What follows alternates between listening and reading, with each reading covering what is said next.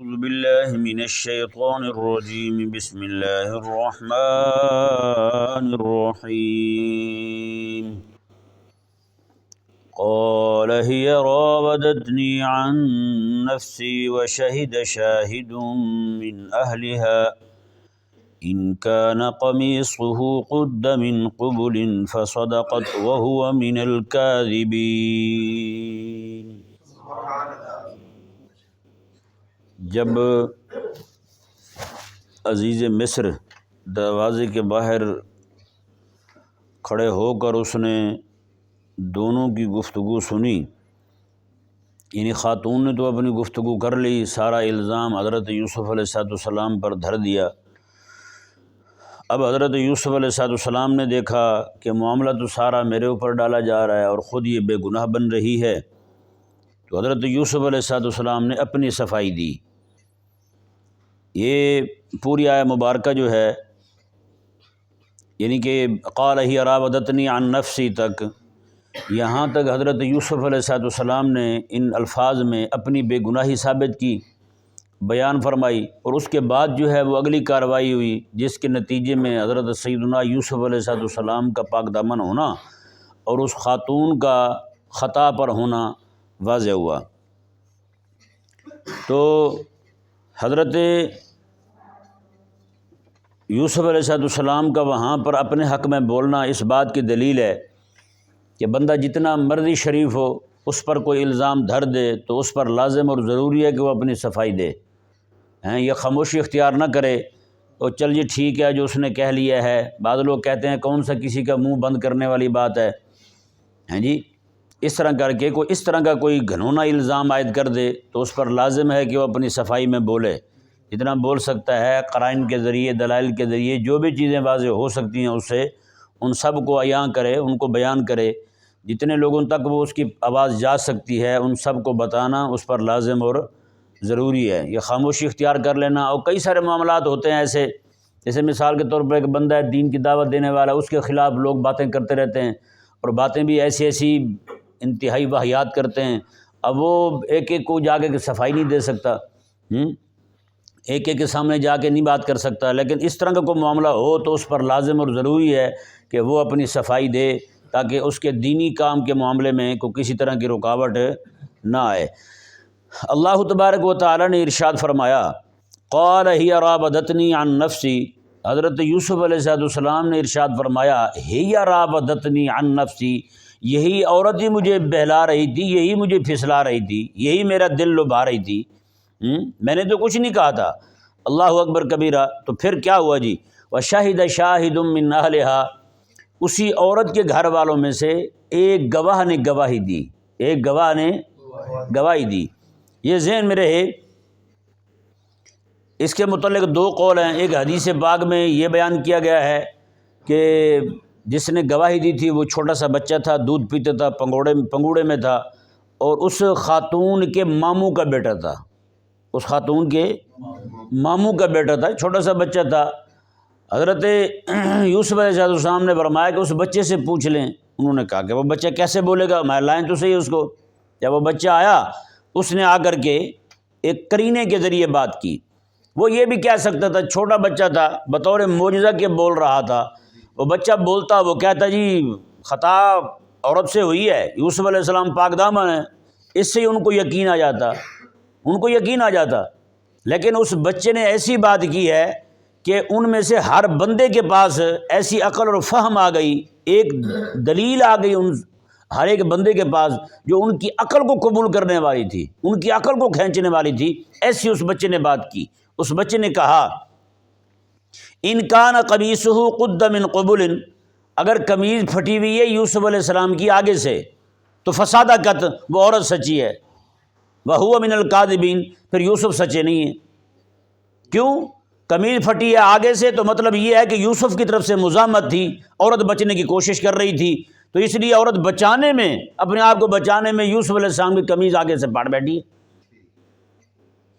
اور اگلی بات اس نے کیا کی؟ وَإِنْ كَانَ قَمِيصُهُ قُدَّ مِن دُبُرٍ، اگر قمیض پھٹی ہوئی ہے یوسف علیہ السلام کی پیچھے سے تو فَكَذَبَتْ، پھر عورت جھوٹی ہے، وَكَانَ مِنَ الصَّادِقِينَ، یوسف علیہ السلام وہو من الصادقین، یوسف علیہ السلام جو ہے یہ سچے ہیں، کیونکہ اب عورت جو ہے پیش قدمی عورت کی طرف سے ہو رہی ہے، یوسف علیہ السلام اپنے آپ کو بچا رہے ہیں، اور بچاتے ہوئے آگے کو بھاگ رہے ہوں گے، پیچھے سے اس نے قمیض پکڑی ہوگی، قمیض پھٹ گئی ہوگی، تو لہٰذا گناہ جو ہے یہاں پہ عورت کا بنتا ہے، یوسف علیہ السلام بے گناہ ہیں۔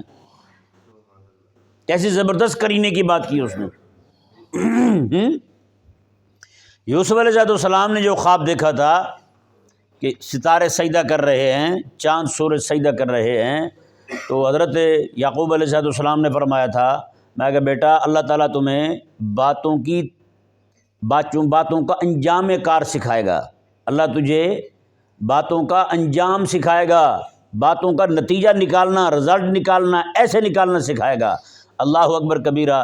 یوسف علیہ السلام کا معاملہ بنا، ہیں جی، ایک بچہ چھوٹا سا جو ہے، یہی بات اللہ تعالیٰ یوسف علیہ السلام کی برکت سے عزیز مصر کے ذہن میں ڈال سکتا تھا، باقی جو گھر کے نوکر شوکر تھے سارے آگے پیچھے، وہ بھی سارے بھاگ کے آ گئے تھے، کسی اور کے ذہن میں اللہ تعالیٰ یہ بات ڈال سکتا تھا، لیکن نہ، اللہ تبارک و تعالیٰ نے یوسف علیہ السلام کی برکت سے یہ بات ڈالی بھی تو چھوٹے سے بچے کے دل میں ڈالی، ہیں جی، تاکہ چھوٹے بچے کا یوسف علیہ السلام کے سامنے کھڑے ہو کر کے بولنا یوسف علیہ السلام کے لیے معجزہ بھی بن جائے۔ کوئی بڑا بندہ یہ بات کر دیتا تو پھر کوئی یہ نہ کہتا کہ جناب یہ یوسف علیہ السلام کے لیے معجزہ ہے جی، ہیں جی، بڑی حیران کن بات ہے، وہ کہتے جی بڑا سیاںا بندہ تھا، اس نے اپنی عقل کے ذریعے یہ بات کر دی۔ لیکن اللہ اکبر کبیرہ، یہ بات یوسف علیہ السلام نے خود بھی نہیں کی، حالانکہ یوسف علیہ السلام تو کر سکتے تھے، اور بھائی دیکھو نا، عقل سے کام لو، میں اگر اس کے ساتھ وہ کر رہا ہوتا، زور دھکم پیل کر رہا ہوتا تو میری قمیض آگے سے پھٹتی، میں بھاگ کے آیا ہوں، قمیض پیچھے سے پھٹی ہے، تو مطلب یہ ہے کہ چور یہ ہے، جرم میرا نہیں ہے، اس کی طرف سے یہ ہوا معاملہ۔ یوسف علیہ السلام نے خود بات نہیں کی، اللہ تعالیٰ نے بھی فرمایا کہ یہ بات یہی کروائیں گے یوسف، لیکن تیرا معجزہ بھی بن جائے گا، ایک چھوٹا بچہ بولے گا، کائنات عالم تک تیری پاک دامنی کے چرچے ہوتے رہیں گے۔ بتائیں، اللہ اکبر کبیرہ۔ وشاہد شاہد من اہلہا، اور اس بچے نے گواہی دی یوسف علیہ السلام کے لیے کہ من اہلہا، اسی کے گھر والوں میں سے، اسی کے گھر والوں میں سے۔ اللہ اکبر کبیرہ۔ یہاں یہ بات ذہن میں رہے، اس بچے نے گواہی تو نہیں دی نا، حقیقت میں تو اس بچے نے فیصلہ کیا ہے، ایک قرینے کے ذریعے فیصلہ کیا ہے۔ اس نے کہا اگر یہ ہو تو وہ سچی، یہ ہو تو یوسف سچے۔ فلما رأى قمیصہ، جب انہوں نے دیکھا تو قمیض پیچھے سے پھٹی ہوئی تھی، یوسف علیہ السلام سچے ثابت ہو گئے۔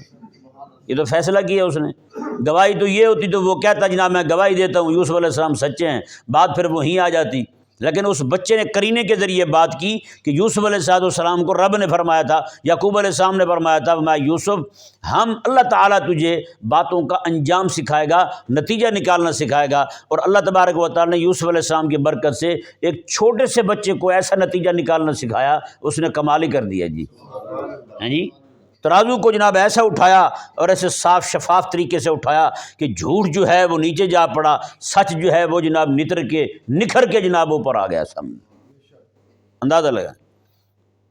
تو یہ حضرت سیدنا یوسف علیہ نبینا و علیہ السلام کا قصہ رب تبارک و تعالیٰ نے بیان فرمایا۔ اور یہاں پہ ایک بات اور بھی دیکھیں، اللہ تعالیٰ نے اس کے فیصلے کو گواہی قرار دیا ہے، اس کے فیصلے کو گواہی قرار دیا ہے، میں یہ گواہی دی ہے اس نے، ہیں جی، کیونکہ بات آ گئی تھی رب تبارک و تعالیٰ کے پاک پیغمبر کے ناموس کی، ہیں، تو میں اس کے لیے فیصلہ کرنے والا کوئی اور کون ہوتا ہے، ہیں، اس کے لیے فیصلہ کرنے والا کوئی اور کون ہوتا ہے۔ بات اس نے جو کی ہے اس کو اللہ نے گواہی کے طور پہ بیان کیا ہے، میں یہ رب کے نبی کی ناموس کی گواہی دی ہے اس نے، ہیں جی، تو اس سے کیا ثابت ہوتا ہے، ہر بندہ مومن جو ہے وہ اپنے انبیاء کرام علیہ السلام کی عزت و ناموس کا گواہ بنے، ان کی عزت و ناموس کی گواہیاں دینے والا بنے ہر جگہ پہ، یعنی کہ دی تو اس نے کیا دفاع کیا نا، اس نے کیا کیا، اس نے دفاع کیا، اس نے یوسف علیہ السلام کی ناموس کا، لیکن وہ انداز کیا بیان کیا اللہ تبارک و تعالیٰ نے، اس کو گواہی کے طور پر بیان کیا اللہ تبارک و تعالیٰ نے،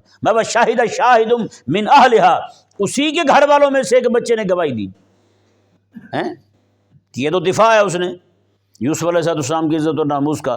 اللہ اکبر کبیرہ۔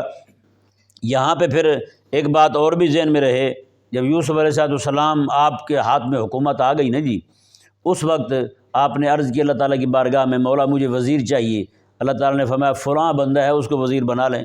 یوسف علیہ السلام جب گئے دیکھا تو پھٹے پرانے کپڑے، حالت نگفتہ بے، عرض کرنے لگے مولا یہ وزیر بنے گا؟ رب تعالیٰ نے فرمایا یہ وہی تو بچہ ہے جس نے تیری ناموس پر پہرا دیا تھا، یہ وہی بچہ ہے۔ بشاہد شاہد من اہلہا، یعنی وہ خاتون کے ماموں کا بیٹا یوسف علیہ السلام کا پھر وزیر بن رہا ہے وہ، ہیں جی۔ دیکھیں رب تبارک و تعالیٰ کیسے وفاداروں کو یاد رکھتا بھی ہے، یاد کرواتا بھی ہے۔ یہاں پہ جناب وفادار ہی بھولتے ہیں ہمیں، بے وفا ہمیں یاد رہتے ہیں، وفادار جو ہیں وہ بھول جاتے ہیں۔ کون ہمارے کس وقت کام آیا تھا ہم بھول جاتے ہیں، ہمیں یاد نہیں رہتا۔ لیکن خلاق کائنات دیکھیں، اللہ تبارک و تعالیٰ نے بھیجا پھر یوسف علیہ السلام کو، جائیں اور اسی کو لائیں، اس کو لائے، پھر آ کر کے وہ وزیر بنا آپ کے، یعنی ارکان سلطنت میں وہ شامل ہوا بندہ وہ۔ اللہ اکبر۔ حضرت سیدنا یوسف علیہ السلام کے قصے کو رب تبارک و تعالیٰ نے بیان فرمایا جی، دیکھیں وَإِنْ كَانَ فَلَمَّا رَأَىٰ قَمِيصَهُ مِن دُبُرٍ، بس جب انہوں نے قمیص کو دیکھا تو وہ پیچھے سے پھٹی ہوئی تھی۔ اب عزیز مصر پر معاملہ کھل گیا، پہلے تو وہ بھی شش و پنج میں تھا، پریشان تھا کہ اب میں کیا کروں، ہیں جی وہ یہ بات کر رہی ہے، یوسف یہ بات کر رہے ہیں، اب میں کدھر جاؤں، کیونکہ یوسف علیہ السلام سے کبھی جھوٹ سننا نہیں تھا، اور بیوی کے بارے میں بھی وہ مطمئن تھا کہ وہ اس طرح کا کام کبھی نہیں کرتی وہ۔ اب دونوں باتیں ایک دم سے اس کے سامنے آ گئی۔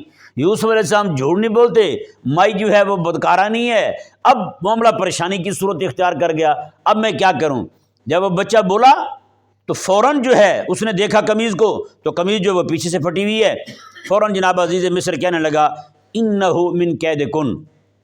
اس نے کہا، یہاں پہ جو ہے نا وہ اکیلا اپنی عورت کو خطاب کرتا تو پھر یہ ہوتا انہ من کیدک، یہ تیری چال ہے، یہ تیرے چتر ہیں، وہ یہ کہتا، لیکن اس نے صیغہ جمع کا استعمال کیا، انہ من کیدکن۔ اس نے کہا یہ تمہارے مکر ہیں سارے، ہیں جی یہ تمہارے دھوکے ہیں سارے، ہیں تمہاری چالیں ہیں ساری یہ، یعنی کہ اس نے اپنی بیوی کے ساتھ باقیوں کو بھی لپیٹ دیا۔ یا تو وہ یہ کہنا چاہتا تھا کہ عورتوں کے حال یہی ہوتے ہیں جی، معاملہ خود کیا اور ڈال کسی اور پر دیا، یہ کہنا چاہتا تھا، یا پھر جناب وہ جو بھی بہرحال بات ہو، اس نے کہا ان کیدکن عظیم، اس نے کہا بے شک تمہارا یہ چال ہے نا یہ بہت بڑی ہے۔ پرانے ایک بزرگ عالم تھے عرب، وہ ایک دن بیٹھے رو رہے تھے، تو وہ ان سے کسی نے پوچھا کہ حضرت آپ رو رہے ہیں خیر تو ہے؟ انہوں نے فرمایا یار رو اس لیے رہا ہوں کہ شیطان جو ہے نا اس کی چال کو رب تعالیٰ نے فرمایا ان کید الشیطان کان ضعیفا، شیطان کی چال جو ہے نا، شیطان کا فراڈ، اس کا دھوکہ وہ بڑا کمزور ہے۔ لیکن جب عورتوں کی بات آئی تو اللہ تعالیٰ نے فرمایا ان کیدکن عظیم، تمہاری چال جو ہے وہ بڑی مضبوط ہے بھائی، عورتوں کی چال ہے وہ بہت بڑی مضبوط ہے، وہ بہت بڑی ہے۔ انہوں نے کہا سوچ رہا ہوں شیطان جو ہے وہ چھپ کے آتا ہے دشمن بن کے، یہ جو ہے یہ سامنے آتی ہے، شیطان دشمن بن کے آتا ہے سامنے، چھپ کے آتا ہے، دشمن بن کے آتا ہے اور چھپ کے آتا ہے۔ شیطان اتنا ڈرپوک ہے، بزدل ہے۔ اس نے کہا یہ شیرنی ایسی ہے، یہ سامنے آتی ہے اور سگی بن کے آتی ہے، رشتہ دار بن کے آتی ہے، خیر خواہ بن کے آتی ہے، بڑے بڑے انداز کے ساتھ آتی ہے، ناز کے ساتھ آتی ہے، اور پھر بندے کو ایسی جگہ گراتی ہے پتہ نہیں چلنے دیتی وہ غریب کہاں پڑا ہوا۔ اندازہ لگائیں۔ انہوں نے کہا رو اس لیے رہا ہوں۔ اللہ اکبر کبیرہ، اللہ تبارک و تعالیٰ آسانی والا معاملہ فرمائے۔ اچھا جب یہ بات ہوئی نا جی، حضرت یوسف علیہ السلام نے آپ کی بے گناہی ثابت ہو گئی اور وہ اپنی بیوی کو ڈانٹنے لگا ایسے انداز میں، معذرت خواہانہ انداز میں، اے کم تیرا صحیح کو نہیں بھائی، اس انداز میں جب اس نے ڈانٹا تو اللہ اکبر کبیرہ، یہاں پہ مفسرین نے کچھ کلام کیا ہے۔ مفسرین فرماتے ہیں کہ کئیوں نے یہ کہا کہ اس میں غیرت کی کمی تھی عزیز مصر میں، کہ اتنی بڑی بات دیکھ کر کے بیوی کی طرف سے اس کا گناہ گار ہونا ثابت ہو گیا تو پھر خاموش ہو گیا وہ، جی پھر اس نے صرف واعظ و نصیحت کی، اس کو پیٹا کیوں نہیں، اس کو مارا کیوں نہیں، اس کو تکلیف کیوں نہیں دی، اذیت کیوں نہیں دی، یہ انہوں نے کلام کیا۔ انہوں نے کہا اس میں غیرت کی کمی تھی، تو اس لیے جو ہے نا عزیز مصر جو ہے وہ اس نے ہاتھ جو ہے وہ ہولا رکھا، جی اس کو کچھ نہیں کہا۔ دوسرا جو ہے انہوں نے کہا کہ نہیں جی وہ باقی شوہروں کی طرح وہ بھی ڈرتا تھا بیوی سے، اس لیے وہ نہیں ڈانٹ سکا اسے، جیسے اس نے انہ من کیدکن کہا، اس نے کہ تمہاری چال ہے، تم ساری ایسے کرتی ہو، اس کو اتنی ہمت نہیں ہوئی ہے کہ اکیلا اپنی بیوی کو ڈانٹ سکے، تو نے یہ کام کیا ہے۔ یعنی اس کو یہ ہمت نہیں ہوئی کہ اپنی بیوی کو ڈانٹ سکے، اس نے مطلقاً کہہ دیا، سب کو اس اپنی اس میں لپیٹ دیا، حالانکہ معاملہ تو صرف اس کی بیوی کی طرف سے ہوا تھا، لیکن اس نے سب کو لپیٹ دیا۔ انہوں نے کہا یہ ساری باتیں اس بات پر دلالت کرتی ہیں کہ وہ جناب اس سے ڈرتا تھا اپنی زوجہ سے، اور اس کے سامنے اس کو بولنے کی ہمت نہیں تھی۔ ایک بات ہو گئی۔ دوسرا جو ہے ایک قول جو ہے وہ حضرت مفسر ہیں بہت بڑے، انہوں نے ایک بات نقل کی، وہ بہت زبردست ہے۔ انہوں نے کہا کہ عزیز مصر جو ہے اس نے معذور سمجھتے ہوئے بیوی کو اس نے زیادہ نہیں ڈانٹا، کیونکہ یوسف علیہ السلام اتنے سونے تھے، تو کہتے ہیں کہ ان کی طرف دیکھ کر کے کسی بھی عورت کا دل پھسل جانا یہ ایک بندے کے قابو والی بات ہی نہیں تھی، بندے کے قابو والی بات ہی نہیں تھی۔ تو اس لیے کہتے ہیں کہ عزیز مصر نے اس کو معذور جانا، اور معذور جانتے ہوئے اس کو زیادہ یعنی کہ اس کو اذیت وغیرہ نہیں دی، تکلیف نہیں دی، اس کو چھوڑ دیا۔ انہوں نے کہا کہ یہ معذور ہے، اب اس کو کیا کہہ سکتے ہیں، دماغ اس پہ جناب وہ حاوی ہو گیا تھا، جو بھی ہوا تھا۔ بہرحال اس مسئلے پہ بڑی لمبی چوڑی گفتگو ہو سکتی ہے، لیکن اتنی کافی ہے بہرحال سمجھنے کے لیے، اس کو مزید کھولنا بھی مناسب نہیں ہے۔ اللہ تبارک و تعالی نے ارشاد فرمایا، جی دیکھیں، یوسف اعرض عن ھذا، اس عزیز مصر نے فوراً کہا یوسف علیہ السلام کو، یوسف اس کو چھوڑ دے، تم اس قصے کو چھوڑ دے، معاف کر دے، بس اب اس کا ذکر بھی کہیں نہیں کرنا، اس کو اندر دبا دے تم۔ اور ساتھ ہی اپنی بیوی کو کہا واستغفری لذنبک، تو اپنے گناہ پر معافی مانگ، تو اپنے گناہ پر معافی مانگ۔ یہاں پہ ایک بات بڑی قابل غور ہے، وہ یہ ہے کہ عزیز مصر کی بیوی جو ہے وہ مسلمان تو تھی نہیں، جیسے کہ بیان کیا جا چکا ہے آپ کے سامنے، لیکن پھر بھی کہا کہ تو معافی مانگ۔ ہاں جی، اس سے ثابت ہوا کہ جتنے بھی چاہے دین جھوٹے بھی ہیں، مذاہب جھوٹے بھی ہیں، ان کے اندر بھی اپنے جن کو وہ بڑا مانتے ہیں، بھگوان کہہ لیں، دیوتا کہہ لیں، جو بھی کہہ لیں، ان کے ہاں معافی مانگنے کا رواج ہے۔ ہاں جی، وہ بھی استغفار کرتے ہیں، توبہ کرتے ہیں۔ ہاں جی، اس طرح کی باتیں جو ہے نا وہ بھی کرتے ہیں، جیسے ہندو ہیں، سکھ ہیں، ان کو بھی آپ دیکھتے رہتے ہیں، سنتے رہتے ہیں، یہ بھی اس طرح کے باتیں کرتے ہیں، ان کی زبان سے بھی نکلتا ہے، پاپ لگتا ہے بھائی، ان کو پاپ لگتا ہے۔ ہاں جی، پائپ لگ رہے ہیں ان کے سر پہ، پھر ٹھیک ہوں، یہ ان کو پاپ لگتا ہے جی، ہاں اس طرح کی یہ باتیں کرتے ہیں۔ تو ان کا یعنی کہ اس بات سے یہ واضح ہوا کہ جتنے بھی مذاہب ہیں دنیا میں، توبہ کا ایک خیال جو ہے ہر ایک مذہب میں پایا جاتا ہے۔